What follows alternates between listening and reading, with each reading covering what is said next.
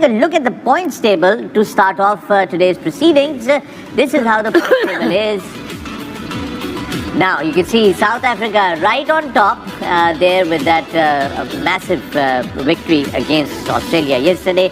New Zealand दूसरे number पे है, इंडिया तीसरे नंबर पे है, पाकिस्तान चौथे नंबर पे है, इंग्लैंड पाँचवें, बांग्लादेश छठे नंबर पे, श्रीलंका सातवें, नेदरलैंड्स आठवें, ऑस्ट्रेलिया 90 नंबर पे है, अफगानिस्तान 10वें नंबर पे है. नाउ रिमेंबर कि जो टॉप की 4 टीमें होंगी वो सेमीफाइनल खेलेंगी, मगर इस वक्त सूरत हाल जो है कि आज का जो मुकाबला है वो बड़ा ज़रूरी है. ये है आपका points table. Now let's talk about the game that we have today. आज आपकी खिदमत में हम लेकर आ रहे हैं एक और मुकाबला. आज दो टीमें जो कि दोनों की दोनों they want a victory under their belt. Now this is how the game is going to be. It is going to be from Chennai. It is Bangladesh versus New Zealand. Now New Zealand of course with a great start and they'd like to keep that momentum going. Bangladesh seeking their first victory. 1:30 बजे ये match आपके लिए बाकायदगी से शुरू होगा. Let's talk about New Zealand, Wasim. They look like a fine team this World Cup. Yeah, the way they played their game, especially against England, convincing win, convincing chase, and Bangladesh really have to fight really hard to even put pressure on the New Zealand side. Although we all know the match is in Chennai, apparently the myth is, और जो कहते हैं लोग ये stats को इतना ख़ास नहीं बताते कि ये स्पिन को मदद करती है. पिछले मैच में हमने देखा ऑस्ट्रेलिया और जो मैच था इंडिया का, वो विकेट जैसे मैंने कहा अखाड़े की तरह लगी, बट शाम को जब थोड़ी ओस पड़ी, ऑल्दो इंडिया की 3 विकेटें गिर गई थी बड़ी जल्दी 2-4 रन्स पे, कोहली और फिर राहुल ने आके उनको संभाला, बिकॉज ऑस्ट्रेलिया स्कोर नहीं कर पाया, तो वो लगी थी कि स्पिनर्स को हेल्प करेगी. बट जनरली अगर कंपैरिजन किया जाए पिछले 5 में ओडीआईज का चेन्नई में, तो फास्ट बॉलर्स की जो एवरेज है दैट्स 32 एंड स्पिनर्स की 36. तो ख़ास it's the opposite, fast bowlers की average better than the spinners.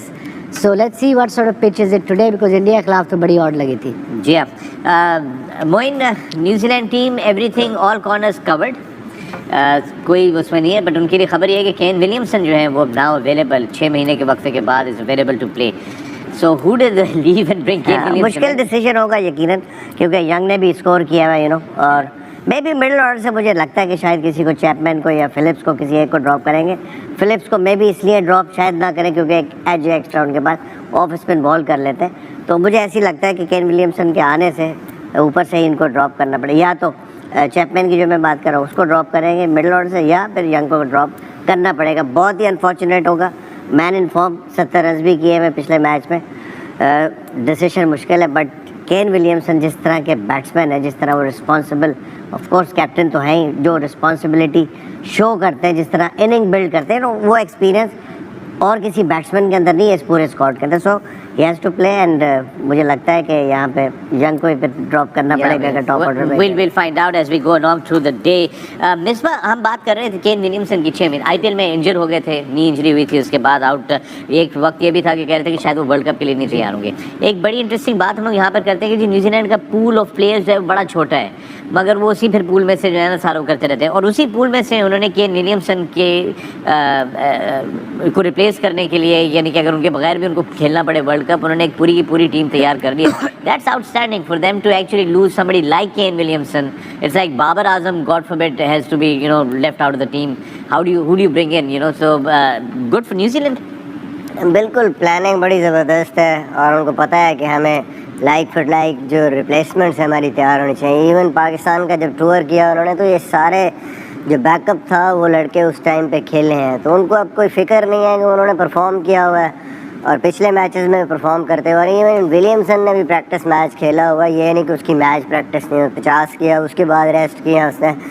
तो आई थिंक कि बेसिस सारी उनकी कवर है और उनको पता है it doesn't matter will young ने स्कोर कर दिया, उसने स्कोर कर दिया, बट दे नो कि बेस्ट 11 उनकी कौन सी है. और न्यूजीलैंड वाहिद वो टीम है जिसको हम कहते हैं ना कि कंडीशंस, सारी कंडीशंस की टीम है. वो जहाँ मर्जी मैच हो जाए, वो वर्ल्ड कप्स में जहाँ मर्जी टूर्नामेंट हो, वो एंड पे पहुँचते ही पहुँचते हैं टॉप 4 में. T20 की मिसाल आपके सामने है, तो उनके पास स्पिनर्स भी हैं, स्पिनर्स को खेलने वाले, स्लो पिचेस पे खेलने वाले भी बैट्समैन हैं. तभी बांग्लादेश में अभी रिसेंटली 2-0 वहाँ उनके होम पे हराया है कि बांग्लादेश बड़ी मुश्किल टीम है. सो और 5 के 5 मैच वो वर्ल्ड कप में भी इसीलिए जीते हुए. क्योंकि वो होमवर्क करते हैं, प्रॉपर बड़ी क्लिनिकल किस्म की परफॉर्मेंस होती है उनकी। That's why New Zealand team is tough to beat in world cups. Shoaib, पिछले मैच में चेन्नई में ऑस्ट्रेलिया के खिलाफ इंडिया के स्पिनर्स ने 6 विकेट्स हासिल की थी।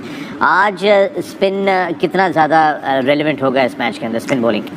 मुझे ये लगता है कि पिच देखेंगे, पिच रिपोर्ट आएगी तो फिर उसके बाद इस पे ज़्यादा इसका कोई अभी तक तो हमें कोई ज़्यादा कोई खास पता नहीं चलता, लेकिन वसीम का फेवरेट सब्जेक्ट है पिच रिपोर्ट जो है। एक चीज़ ज़रूर है, जैसे इंडिया 3 स्पिनर्स के साथ खेला और अश्विन जो है वो पावर प्ले में भी आ गए थे बॉलिंग करने के लिए, तो वो सूट कर रही थी। और 3 स्पिनर से कोई भी खेले तो वो कोशिश करता है कि एक स्पिनर जो है वो पावर प्ले में बॉलिंग करे, राइट। तो आज भी क्योंकि वहाँ पे बहुत ज़्यादा ह्यूमिडिटी होती है चेन्नई में, क्योंकि श्रीलंका के साथ है, तो इस वजह से स्पिनर्स को हेल्प ज़रूर मिलता है। हम लोगों ने IPL के मैचेस में भी देखा, लेकिन जब हम लोग 2012 में खेले थे लास्ट मैच वहाँ पे, तो कोई इतना स्पिन नहीं था, राइट। उस वक्त बहुत हार्ड पिच होती थी, बॉल जाता था, लेकिन बाद में मेरे ख्याल में कंडीशंस चेंज हो गई हैं, 11 साल हो गए इस बात को, तो ये ज़रूर एज जाएगा। अगर तो ड्राई पिच हुआ तो वो एज जाएगा स्पिनर्स को, लेकिन दूसरी दफ़ा वो इसलिए बहुत अच्छा हो जाता है क्योंकि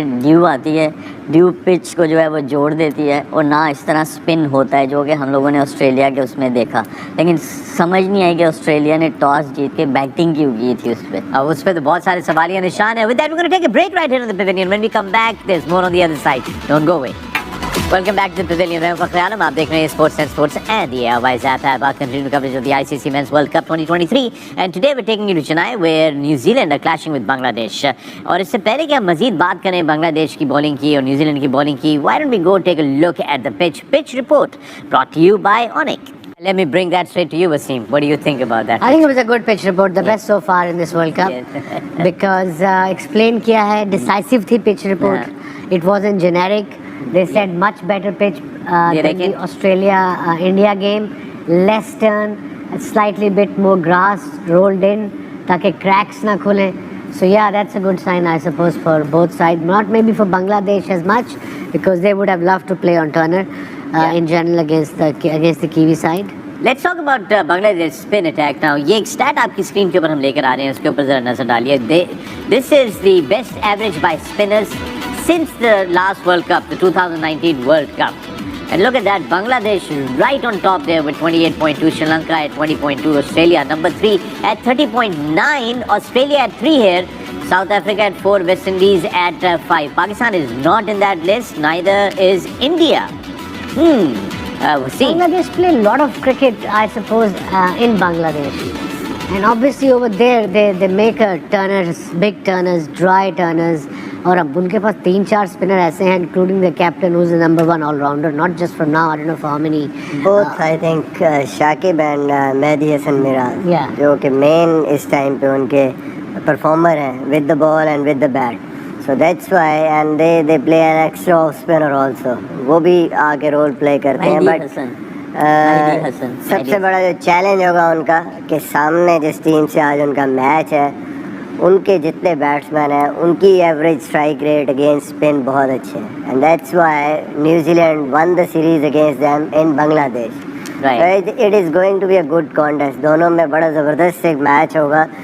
और जैसे कंडीशंस की बात हुई, I think toss will play an important role also, क्योंकि पिच अगर इक्वेशन से निकल जाती है, अच्छी बैटिंग पिच है, तो फिर मुझे लगता है कि जो भी टीम टॉस जीतेगी वो चाहेगी कि वो बैटिंग सेकंड करे, ताकि वो ग्रिप ना हो बॉल और अच्छा उस पर खेले। Remember last time when India played Australia, they showed about after second bowling 20 overs, उन्होंने दिखाया कि कितना ड्यू पड़ा हुआ था। Remember close up grass का दिखाया था, droplets were there, so that definitely will affect the decision कि पहले bowling करनी। जो रिपोर्ट आई है पिच की, हाँ, so अब bowling वर्सेस bowling नहीं है, बैटिंग वर्सेस बैटिंग है, क्योंकि अच्छी पिच है जो रिपोर्ट आई है। तो इसमें यह है कि जिसकी बैटिंग अच्छा खेलेगी आज के मैच में, वो ज़्यादा चांसेस होंगे उसके जीतने के। इसको इस तरह नहीं देख सकते कि अब चूंकि pitch is out of the equation, so it's batting versus batting. So जिसको भी बॉलिंग की एज होगी, दूसरी की बैटिंग को कंटेन कर सकेगा, वो ज़्यादा बेहतर पोजीशन पे होगा. I mean you can look at it that side as well. Can't just say it's batting versus batting. Let's take a look at उसमें मैं डिफाइन कर सकता हूँ जी. इस चीज़ को. हाँ, क्योंकि हाँ. उसमें जैसे कोई भी बैटर सेट होगा, राइट. ये उस पे डिपेंड करता है कि वो अपने रन्स कितने बनाता है, 40-50 Okay, बनाता है या okay, 100